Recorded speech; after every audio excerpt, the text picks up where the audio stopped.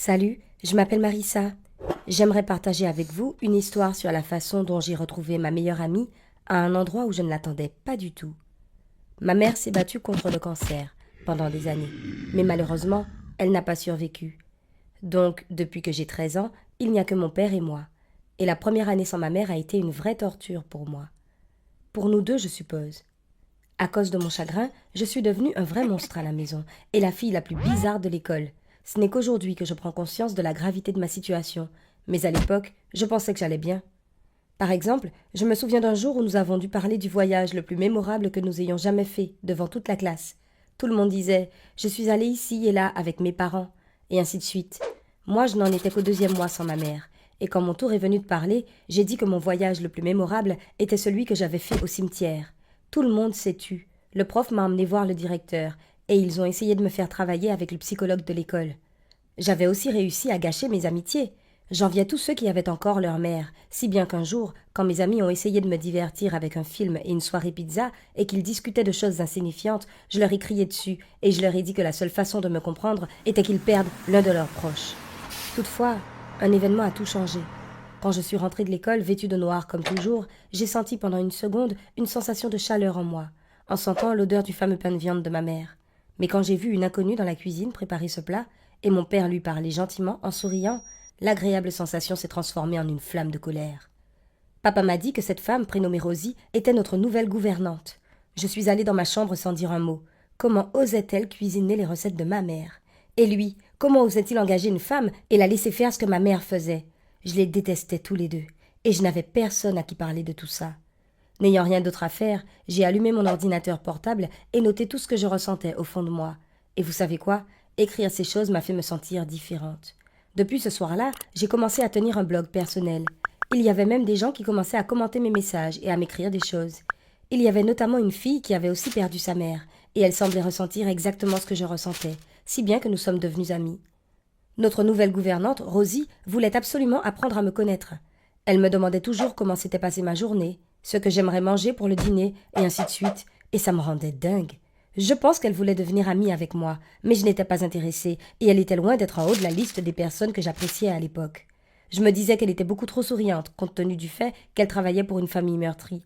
Même si mon amie sur Internet, qui s'appelait Claire, soit dit en passant, m'a dit que Rosie essayait peut-être de nous faciliter la vie, j'ai quand même continué à penser qu'elle était trop impliquée pour être simplement une gouvernante.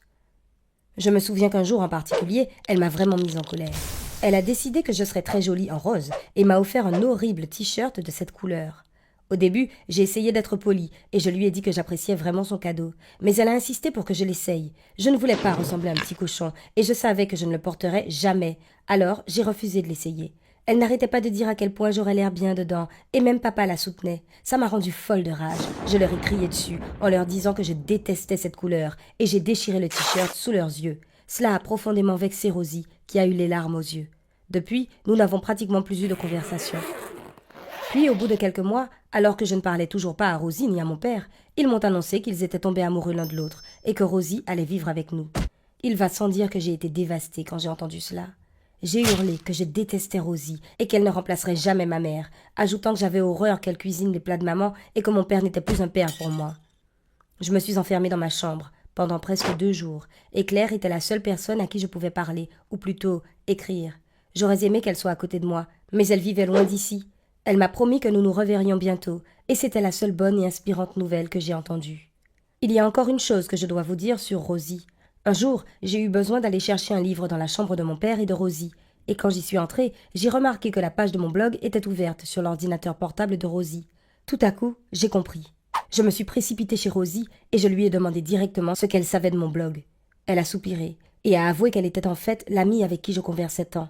Elle m'a dit qu'elle ne m'avait jamais menti dans notre correspondance. Elle voulait juste me soutenir. Elle était tombée sur mon blog et s'était dit que c'était le seul moyen de le faire. J'étais abasourdie. J'avais l'impression que ma vie était de nouveau gâchée. Ma seule amie n'existait même pas. Je n'arrivais pas à croire que tout ça m'arrivait.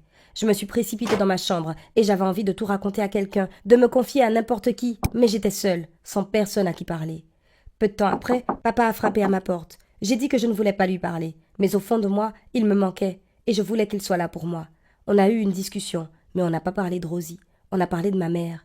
J'ai compris que papa l'aimait aussi et qu'elle lui manquait, qu'il ne voulait pas trahir ses souvenirs, mais qu'il souhaitait aussi que nous passions à autre chose. Et puis, il s'est levé pour quitter ma chambre, et il a dit que si je ne supportais pas Rosie à ce point, il ne se marierait pas avec elle, parce que je serais toujours la personne la plus chère à ses yeux. Depuis lors, j'ai réfléchi à cette situation, à maintes reprises, et j'en suis arrivée à la conclusion qu'il faut parler de tout. J'en veux toujours à Rosie pour ce qu'elle a fait, mais je souhaite surtout que mon père soit heureux, et comme on va devenir une famille, je dois trouver un moyen de lui pardonner. As-tu une idée de ce que je devrais faire de tout ça? N'hésite pas à la partager, à mettre un like à cette vidéo et à t'abonner à la chaîne.